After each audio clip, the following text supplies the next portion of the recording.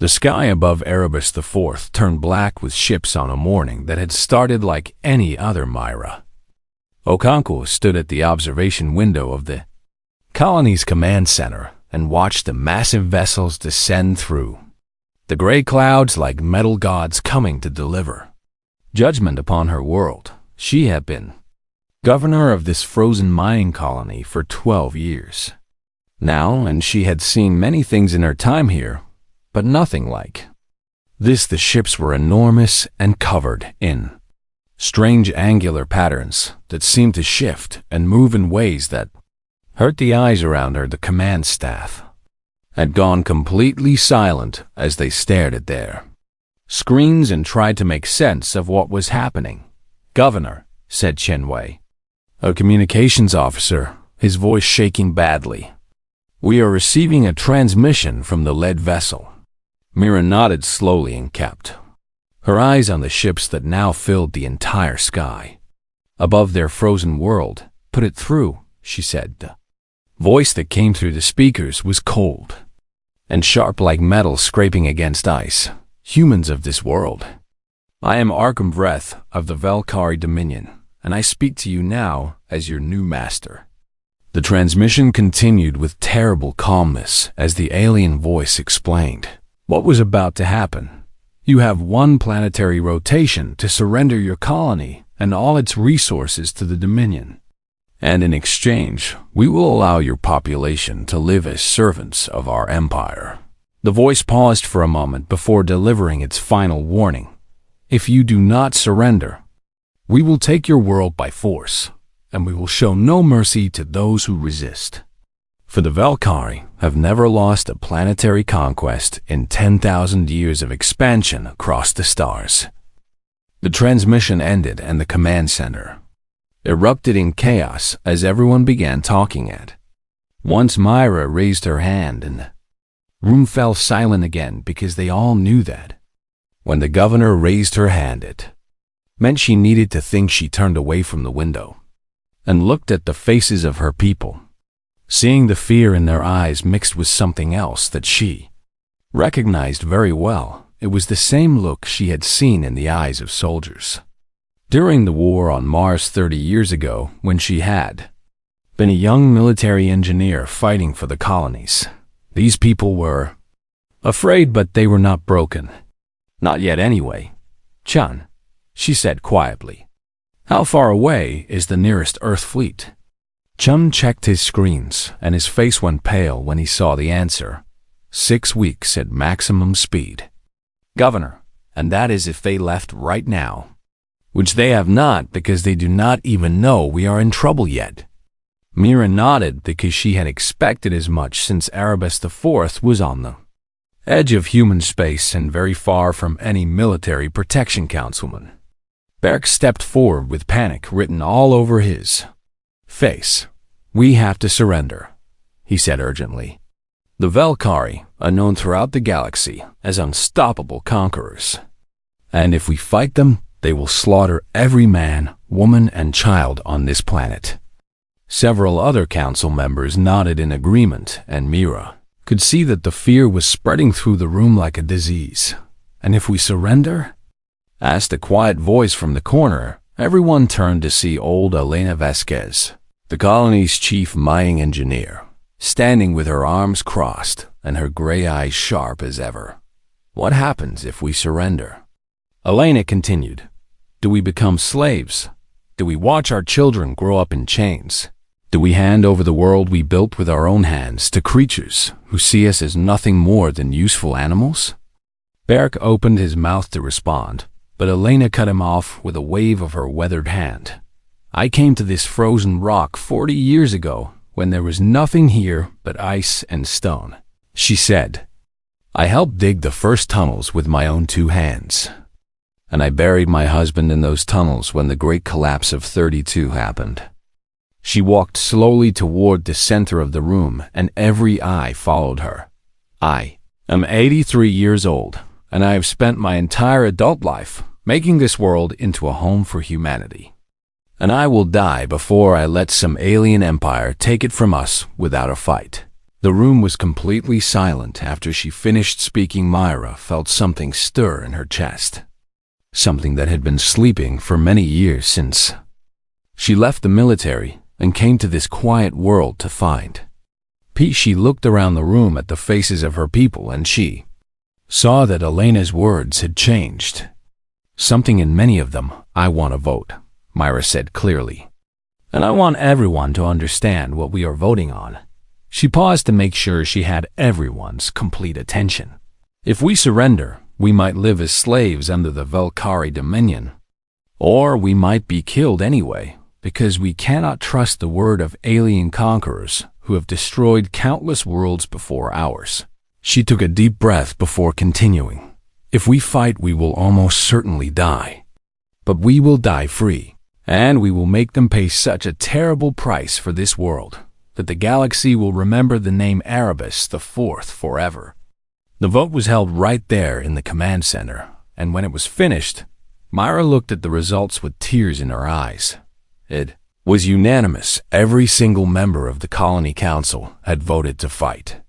Even Berk, who had argued for surrender just minutes ago. Myra activated the colony-wide broadcast system, and her voice echoed through every tunnel, every home, and every workplace in the vast underground network that made up their world. "People of Erebus," she said, "the aliens above us have demanded our surrender, and they have given us one day to decide our fate." She paused and let her words sink in across the entire colony. "I am asking all of you now to make a choice, and I will not lie to you about what that choice means." Her voice grew stronger as she continued. "If we fight, we may die. But if we surrender, we lose everything that makes us human. So I am asking you now to stand with me and show these invaders what happens when they come for a human world." The response came back within the hour as reports flooded in from every section of the colony. 12,000 souls, including the elderly and the young, the miners and the teachers, the doctors and the engineers, had all made the same choice. They would fight. That night, Myra led the Colony Council deep into the oldest tunnels, down passages that had been sealed for 20 years and marked with warning signs that said authorized personnel O&L1. They reached the massive vault at the end of the deepest tunnel. Myra entered a code that only she and two others knew. The doors opened and the council members gasped at what they saw inside: weapons, explosives, automated defense systems, and plans for turning the entire tunnel network into the deadliest trap ever designed by human engineers. "What is this?" whispered Berk with wide eyes. Myra smiled grimly as she looked at the fruits of 20 years of secret preparation. "This is humanity's contingency," she said, "because we always knew that someday someone would come for our worlds, and we wanted to be ready." She turned to face her council with fire burning in her eyes. "The Valkyrie want our colony, so let them come down here and take it, and I promise you that they will never leave this world alive." The Valkyrie landing ships came down like a swarm of angry insects, filling the frozen plains with fire and thunder as 30,000 warrior drones poured out onto the surface of Erebus. Ivy Commander Tyrix stood at the front of his forces and breathed in the cold air of this alien world through the filters of his battle. Maskey was one of the elite command cast of the Valkyrie Dominion, and he had conquered 17 worlds in his lifetime, crushing every species that dared to stand against the might of his empire. This world would be no different, he told himself. Just another easy victory to add to his collection.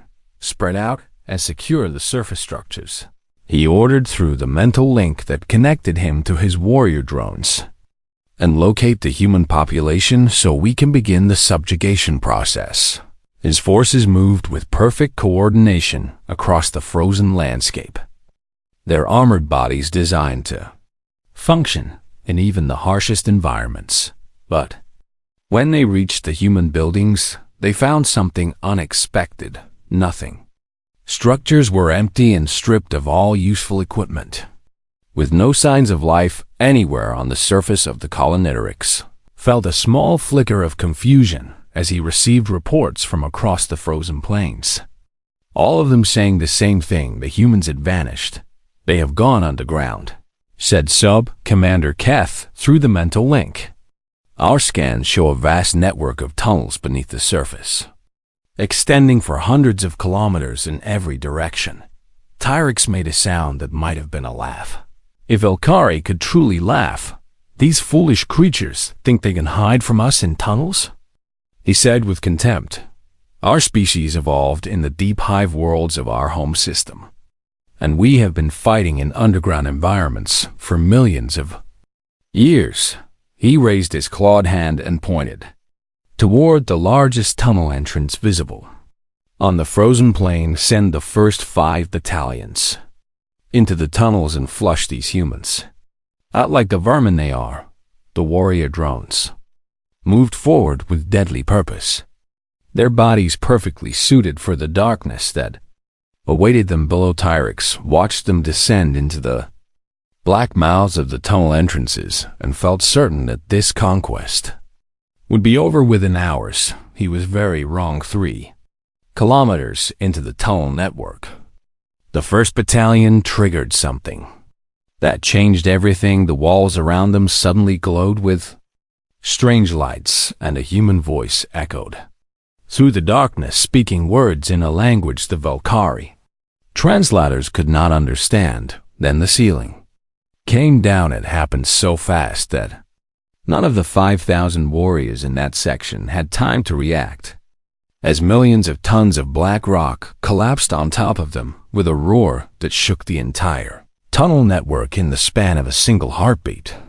5,000 Velkari warriors were buried alive beneath the weight of a mountain. Tyrix felt the deaths through the mental link like a spike of ice driven into his brain. And for the first time in his long career of conquest, he experienced something he had never felt before: doubt. What happened? He demanded through the link. Report immediately.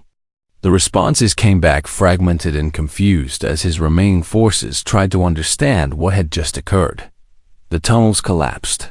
Commander, but it was not natural. It was a trap designed by the humans. Tyrix stood in silence on the frozen surface as he processed this information. The humans had not fled in panic like he had expected. They had retreated into prepared positions, and they had been waiting for his forces to follow them. These creatures were not prey, he realized with growing unease. They were hunters. More reports came in over the next hour, and each one was worse than the last. Another battalion had been caught in a section of tunnels that suddenly filled with superheated gas from redirected thermal vents, cooking the warriors alive inside their own armor. A third group had pushed forward, only to find that the tunnel behind them had collapsed, trapping them in a section with no exit and no supplies. And from everywhere in the darkness came sounds that made even the fearless Velkari warriors hesitate. The humans were singing. Their voices echoed through the stone corridors in harmonies that bounced off the walls and seemed to come from everywhere at once, making it impossible to tell where the enemy was hiding. Old songs about miners and workers, about building homes in the dark places of the universe, about standing together against impossible odds. They are trying to frighten us, Tyrix told his forces through the mental link. But we are Velkari, and we do not know fear. So push forward and find their hiding place and destroy them all. But even as he gave this order, Tyrix could feel the uncertainty spreading through his warrior drones like a sickness. These humans were not behaving like any conquered species he had ever encountered. They were not running, and they were not surrendering, and they were not begging for mercy. They were fighting back with a ferocity and cunning that seemed impossible for such a primitive species. By the end of the first day, Tyrix had lost nearly 8,000 warriors, and he had not seen a single human face. His forces had pushed deeper into the tunnel network, but every advance came at a terrible cost, with traps and ambush waiting around every corner and behind every wall. The Humans seemed to know these tunnels the way a creature knows its own body, moving through secret passages and hidden routes that did not appear on any scanner, and always there was the singing, echoing through the darkness like the voices of ghosts as night fell on the frozen surface above. Tyrix received a communication from the Archon himself. "Report your progress." "Commander," the Archon demanded, "I expected this world to be secured by now." Tyrix hesitated before responding, because he did not know how to explain what was happening down in those dark tunnels. "The humans have proven more resourceful than expected, Archon, but I assure you that victory is only a matter of time." Even as he spoke these words, Tyrix was not sure if he believed them anymore. The mental link crackled with static, and then a new voice came through. A human voice that somehow had access to Valkyrie communication frequencies. "Welcome to Erebus," said the woman. And there was something in her voice that sounded almost like amusement. "Mind your step." The transmission cut off, and Tyrix stood alone on the frozen plain, staring at the tunnel entrances where his forces continued to descend into darkness for the first time in his life. He wondered if he had made a terrible mistake below the surface. Governor Mira Okonkwo stood in the main command bunker surrounded by screens, showing the position of every Valkyrie force in the tunnel network. She watched the enemy markers moving deeper into the trap that her people had spent 20 years preparing, and she allowed herself a small smile. "They are doing exactly what we expected," said Elena Vasquez from beside her. "Following the path we laid out for them like sheep walking into a slaughterhouse." Myra nodded, but her expression remained serious. "We have hurt them badly today, but this is only the beginning," she said. "And before this is over, we will lose many of our own people." Elena put a weathered hand on Myra's shoulder. "Every person in this colony knows what they signed up for," the old engineer said quietly, "and every single one of them is ready to give their life for this world." Mira looked at the screens again and watched another group of Valkyrie warriors walk directly into an ambush that her people had prepared. The aliens had come to take their colony, expecting an easy victory. Instead, they had found something they were not prepared for. They had found humans who would rather die than surrender, and who had turned their entire world into a weapon of war, and the worst was yet to come. The war in the tunnels had been raging for 3 days now, and both sides had learned hard lessons. In blood and fire, Jonas Reyes pressed his back against the cold stone wall and tried to control his breathing as the sound of Valkyrie warriors echoed through the corridor ahead. He was only 17 years old, but he had become one of the most valuable scouts in the entire colonial resistance, leading a team of 6 young people who knew these tunnels better than anyone alive. His father had taught him every secret passage and hidden route in this section of the network, spending years showing him how to move through the darkness without making a sound. Now his father was dead, killed in an ambush 2 days ago while holding off a Valkyrie patrol so that a group of children could escape to safety. Jonas had not cried yet because there was no time for crying in a war like this. "How many?" whispered Sarah Chun, his second in command, a girl his own age with steady hands and eyes that never seemed to blink. Jonas held up 7 fingers and then pointed to a side passage that would take them around the enemy patrol and toward their objective. The team moved in perfect silence, using hand signals that they had developed over years of playing in these tunnels as children back then. It had been a game, a way to have fun in the endless darkness of their underground world. Now it was the difference between life and death. They reached the observation point 20 minutes later, and Jonas carefully raised his head to look at the target below. The Valkyrie Mobile Command Unit sat in a large cavern that the aliens had taken as their forward base of operations. A massive vehicle covered in weapons and communication equipment. Commander Tyrix, himself was visible through the transparent sections of the vehicle, directing his forces through some kind of mental connection that the humans did not fully understand. "We found it," Jonas said quietly into his communicator. "The mobile command unit is in Cavern 7 Alpha, exactly where the governor predicted it would be." "Governor," Okonkwo's voice came back through the small speaker in his ear. "Excellent work. Jonas, now I need you and your team to do something very difficult and very dangerous." Jonas already knew what she was going to ask, because he had been thinking about it ever since they spotted the command unit.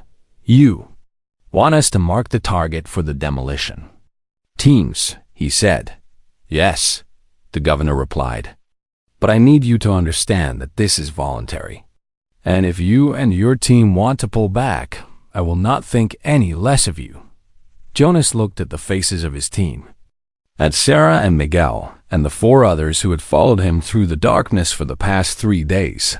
None of them looked afraid. Or if they were afraid, they hid it well. "We did not come this far to turn back now," Jonas said. "Just tell us what to do, and we will do it." The governor was quiet for a moment before responding. "Your father would be very proud of you." Jonas felt something tighten in his chest, but he pushed it down and focused on the mission ahead. Meanwhile, deep in the medical section of the main colonial bunker, Myra Okonkwo stood beside the bed of her oldest friend. Maria Santos had been a nurse in the colony for 30 years, and she had been caught in a tunnel collapse while helping evacuate civilians from a section that the Valkyrie were advancing on. Now she lay on a simple cot with bandages covering most of her body, and her breathing was shallow and weak. "You should be in the command center," Maria whispered. Her voice barely audible. Myra took her friend's hand and held it gently. "The command center can wait for a few minutes," she said. "I needed to see you." Maria smiled weakly, and her eyes seemed to focus on something far away. "Do you remember when we first came to this world?" she asked. "We were so young and so full of hope, and we thought we could build a paradise in the ice and stone." "I remember," Myra said softly. "We did build something beautiful here," Maria continued. "Something worth fighting for, something worth dying for." Her grip on Myra's hand tightened for a moment. "Make it mean something," she said. "All of this death and suffering. Make sure it means something in the end." Myra nodded and felt tears running down her face. "I promise," she said. Maria closed her eyes, and her breathing slowed until it stopped completely. And Myra sat beside her for a long moment, before finally letting go of her hand. When she returned to the command center, her face was hard, and her eyes burned with determination. The war continued to rage through the tunnel networks as the colonists used every trick and trap they had prepared over the past 2 decades. Children as young as Ted operated camera drones that gave the resistance forces perfect information about enemy movements. Elderly miners who could barely walk sat at control panels and triggered explosives that bury entire Valkyrie battalions. Teachers and shopkeepers and doctors picked up weapons and fought alongside professional soldiers who had retired to this distant world seeking peace. Everyone had a role to play, and everyone was willing to pay the ultimate price. Commander Tyrix watched his forces shrink day by day and felt something breaking inside his mind. He had conquered 17 worlds, and he had never lost more than a few hundred warriors on any campaign. Now he had lost almost 15,000 soldiers in just 3 days, and he was no closer to defeating these impossible humans. They know these tunnels too well. Sub-Commander Keth reported through the mental link. "Every time we advance, they retreat through passages we cannot find. And every time we stop, they attack from directions we cannot predict." Tyrix wanted to scream in frustration, but he controlled himself because a commander must never show weakness. "We will find their main base," he said. "And when we do, we will crush them all at once." But even as he spoke these words, he could feel the doubt spreading through his remaining forces. Valkyrie were not used to fighting an enemy like this. An enemy that seemed to welcome death if it meant taking more invaders with them. Then the reports came in about the human scouts who had been spotted. Near his mobile command unit, Erix felt a surge of hope because, finally, the enemy was coming to him instead of hiding in the shadows. Let them come closer, he ordered. And when they are in range, we will destroy them and learn the location of their base. He waited with growing anticipation as the human scouts moved into position around the cavern, but something was wrong because the humans were not trying to stay hidden anymore. They were standing in the open and attaching small devices to the walls and ceiling of the cavern with no attempt to conceal their actions. Styrix suddenly understood what was happening, and he screamed an order for his forces to evacuate immediately.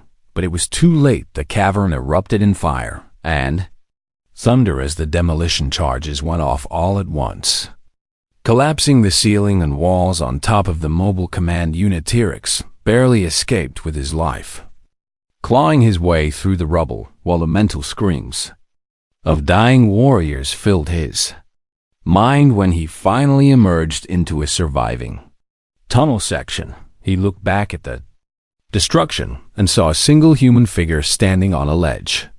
Above the ruins, it was a young man, barely more than a child, and he was looking directly at Tyrix with eyes that held no fear at all. "My name is Jonas Reyes," the young man shouted across the burning cavern, "and my father says hello from hell." Then he vanished into the darkness, and Tyrix was left standing alone in the ruins of his command center, finally understanding the truth. These humans would never surrender. They would fight until the last one of them was dead, and they would take as many Valkyrie with them as possible. For the first time in his life, Commander Tyrix felt something that he had only heard about in stories from weaker species. He felt genuine terror. Commander Tyrix led his remaining forces deeper into the tunnel network with desperate determination burning in his eyes.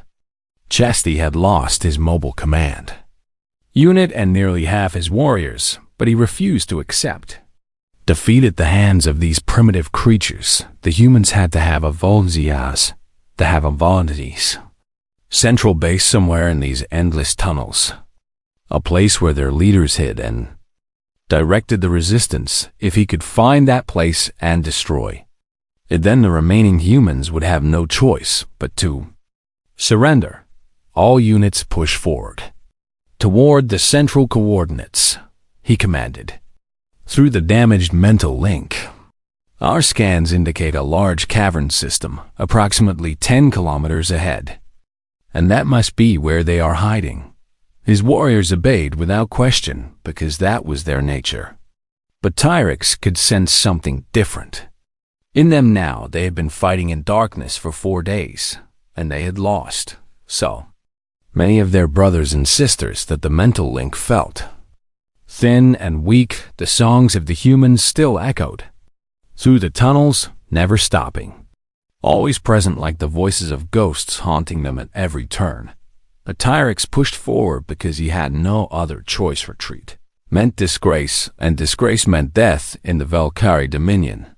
So the only path was forward into whatever trap the humans had prepared. After 6 more hours of advancing through trap corridors and ambush points that cost him another 2,000 warriors, Tyrix finally reached the great cavern. It was enormous, stretching for nearly a kilometer in every direction, with a ceiling so high that it disappeared into darkness above. And in the center of this vast space stood a single human figure. A woman with dark skin and gray hair stood before a glowing console with her hands clasped behind her back, watching the Valkyrie forces pour into the cavern. With an expression of absolute calm, Tyrix raised his weapon and aimed it directly at her chest.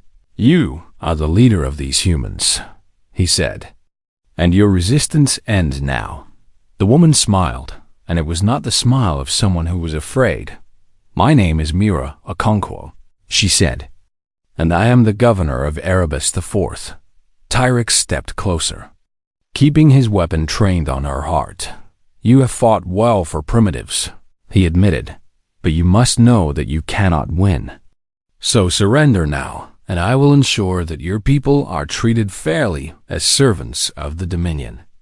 Mira laughed, and the sound echoed through the cavern in a way that made even the fearless Valkyrie warriors shift uncomfortably.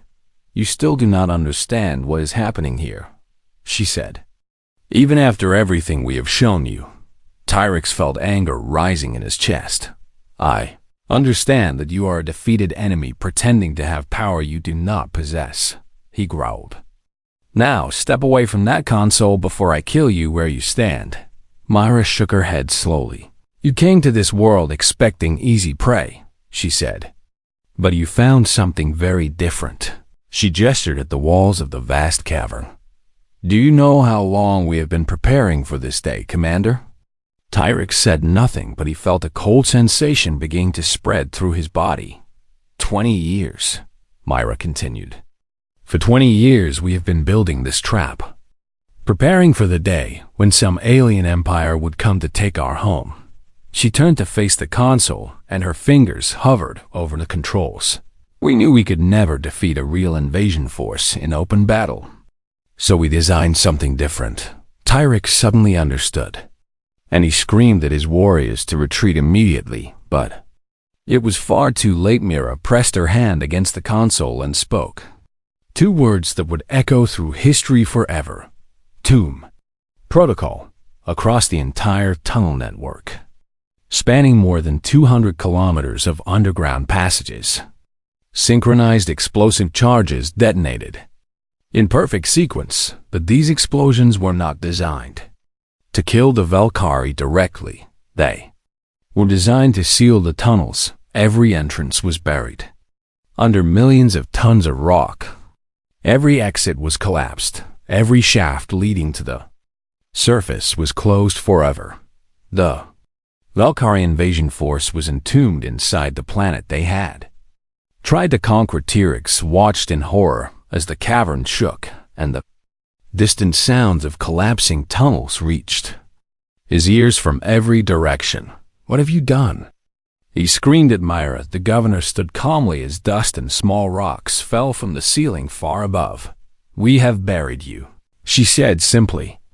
You and all of your warriors are now trapped beneath this world with no way out. Tyrix felt panic spreading through the mental link as his warriors realized what had happened. You have trapped yourselves as well, he said desperately.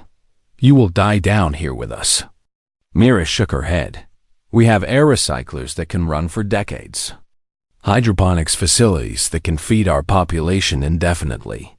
And water reclamation systems that will never run dry. She looked at him with eyes that held no mercy. You have supplies for a 3-day campaign. The weight of her words hit Tyrix like a physical blow, and he staggered backward. This is insane, he whispered. No species would do this to themselves just to defeat an enemy. That is where you are wrong, Myra said. Because humans will do anything to protect their homes and their families. She activated a broadcast system that sent her voice through every Valkyrie communicator in the tunnel network. Warriors of the Valkyrie Dominion. Hear me now, she announced. You are sealed inside this world with no hope of escape or rescue.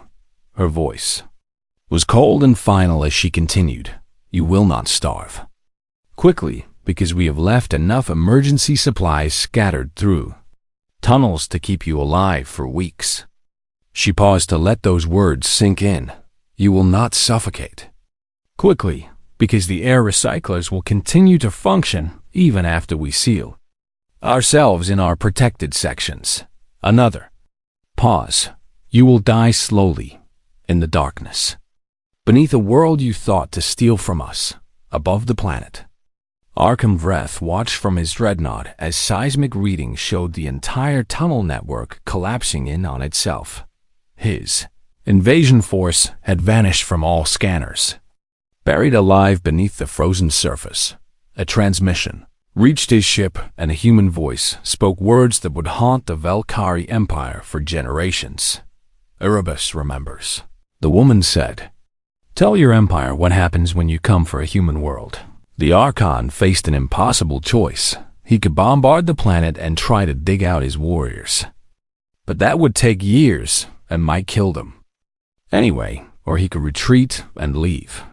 30,000 of his soldiers to die in the darkness. Below, he chose retreat because there was nothing else he could do as his dreadnoughts turned away from Erebus IV. A second transmission reached them. It contained coordinates for a beacon that was broadcasting across the entire Dominion, spreading a message that every Velkari world would eventually receive. The message was simple. They came to take our colony. So we gave them a tomb in the sealed tunnels below. The Velkari warriors began to realize the full horror of their situation. They were trapped in a maze of darkness with enemies who knew every corner and an entire planet pressing down on them from above. And somewhere in that darkness, the humans were singing again, their voices echoing through the stone like a funeral hymn for an empire that had never known defeat. Commander Tyrix sat alone in the ruins of his command and listened to those voices rising and falling in the blackness around him. He had conquered 17 worlds in his life. Now he would die on the 18th, buried alive by the very creatures he had dismissed as primitive prey. The darkness pressed in around him, and the songs of the humans followed him into madness. The tomb of Erebus had claimed its victims. 6 weeks after the tomb protocol was activated, the Earth fleet finally arrived at Erebus IV. Admiral Chun Wei stood on the bridge of his flagship and stared at the frozen world below, expecting to find nothing but death and destruction. Instead, he found a miracle.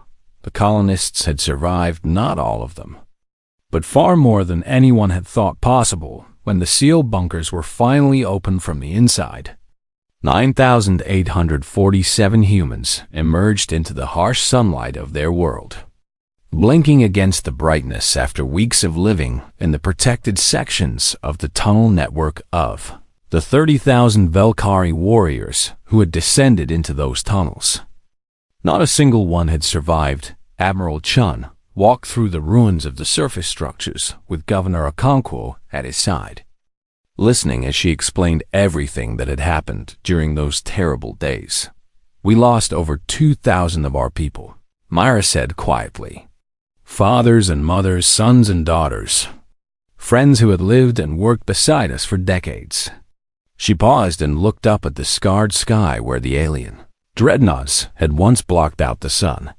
Every single one of them knew what they were signing up for, and every single one of them chose to fight anyway. Admiral Chun was silent for a long moment before he finally spoke. "Some people in the government will call what you did here barbaric," he said. "They will say that burying an enemy alive is not the human way." Myra stopped walking and turned to face him with fire in her eyes. "They came for our children," she said. "They came to make us slaves, and they gave us one day to surrender everything we had built." Her voice grew harder as she continued. "We answered them in the only language that conquerors understand. And if that makes us barbaric, then so be it." Admiral Chun held her gaze for a moment, and then slowly nodded his head. "I was not criticizing you, Governor," he said. "I was warning you about what some people might say." He looked around at the frozen landscape and the tunnel entrances that had been blasted shut. "But I think when the rest of humanity hears what you accomplished here, they will not call you barbaric." He smiled slightly. "They will call you heroes." The news of Erebus IV spread across human space like wildfire. It was the story that every colony had dreamed of but never believed could actually happen. A small mining world with no military forces had defeated an entire invasion fleet, not through superior firepower, but through cunning and determination and a willingness to sacrifice everything for their home. The details of the tomb protocol were studied by military academies across the galaxy. And the name Mira Okonkwo became known on every human world, but the impact was even greater among the non-human species who watched from across the stars. The Valkyrie Dominion had been conquering worlds for 10,000 years, and they had never lost a single campaign. Now they had lost 30,000 warriors on a frozen mining world defended by nothing but civilians. The story spread through alien communication networks at faster than light speeds, translated into 100 different languages and repeated in 1,000 different ways. But the message was always the same: humanity was not prey. The humans did not just fight to survive. They fought to make their enemies regret the very act of attacking them. They would sacrifice their own world to deny it to an invader. They would bury themselves alive if it meant taking their enemies with them. No other species in the known galaxy had ever shown such terrifying determination. 1 year after the battle, Jonas Rios stood before the memorial that had been carved into the mountainside above the main colony. The names of all 12,000 colonists were listed on the stone surface, including both the living and the dead. His father's name was there among the fallen, along with 2,153 others who had given their lives during the war. But the names of the survivors were there too, because the memorial was not just for the dead. It was for everyone who had been willing to become a ghost to protect their home. Sarah Chun stood beside him and took his hand as they looked at the endless list of names stretching up the mountain. Do you ever think about what would have happened if we had surrendered? She asked quietly. Jonas shook his head. No, he said, because surrender was never really an option for us. He looked at his father's name carved deep into the black stone. My dad used to tell me that a home is not just a place where you live, he said. It is a place worth dying for. Sarah squeezed his hand. He was right.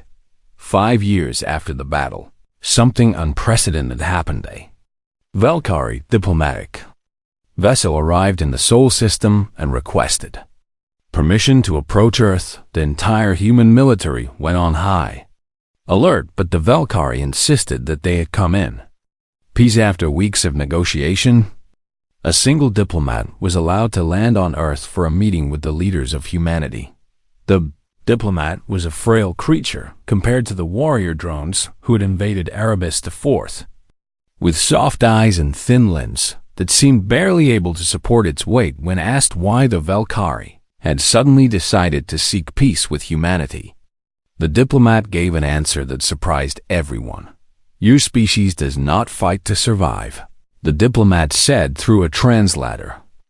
You fight to make your enemies regret being born. It paused, and its soft eyes seemed to look through the humans around it as if seeing something far away. We have conquered thousands of worlds, and we have defeated countless species. But we have never encountered anything like what happened on Erebus IV. The diplomat's voice grew quieter. Your people did not just defeat our warriors. They erased them from existence, and they were willing to bury themselves to do it. It looked directly at the human ambassador. We have decided that we do not wish to be your enemies. The treaty that was signed that day was the first non-aggression pact in Valkyrie history. It marked the beginning of a new era in which humanity was no longer seen as potential prey, but as a species to be respected, and perhaps even feared deep beneath the ice of Erebus IV, in tunnels that would not be opened for 1,000 years.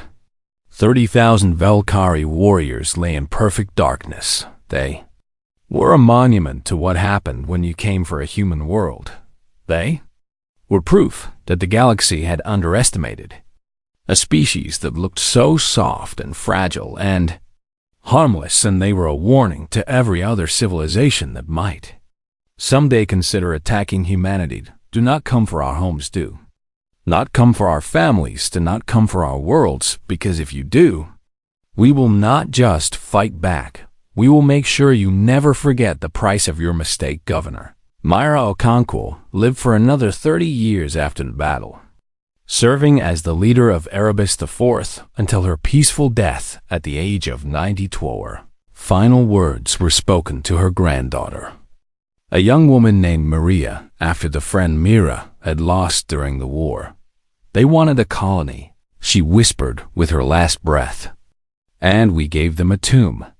Those words were carved into her headstone, which stood beside the great memorial on the mountainside, and every year on the anniversary of the Tomb Protocol, the people of Erebus IV gathered at that memorial to sing the old mining songs that had echoed through the tunnels.